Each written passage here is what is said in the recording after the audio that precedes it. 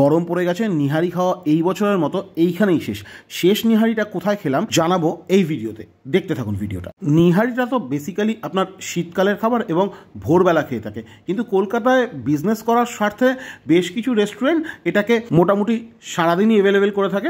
সকালবেলা বানায় অনেকে, আবার অনেকে দুপুরবেলা বানিয়ে সারাদিনই অ্যাভেলেবেল রাখে। আমি এই বছর 6টা দোকান থেকে মাটন নিহারি খেয়েছি। আমার নিহারি খাওয়া শুরু হয়েছে দিল্লির করিমস থেকে, মানে কলকাতার আউটলেট না, দিল্লি গিয়ে করিমসে ফার্স্ট নিহারি খেয়েছি।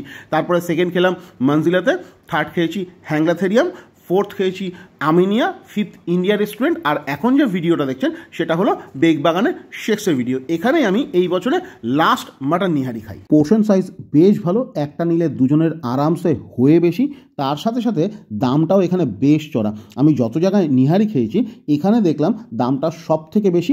একটা পোর্শনের দাম প্রায় 650 টাকা, 650 টাকার আশেপাশের দাম। হ্যাঁ, এক একটা রেস্টুরেন্টে এক এক রকম পোর্শন সাইজ থাকে, তাদের কোয়ালিটি এক এক রকম হয়, তাদের অ্যাম্বিয়েন্স আলাদা আলাদা হয়, সেই হিসাবে দামটা ভ্যারি করে। তবে আমার কাছে 650 টাকা একটু বেশিই বলবো।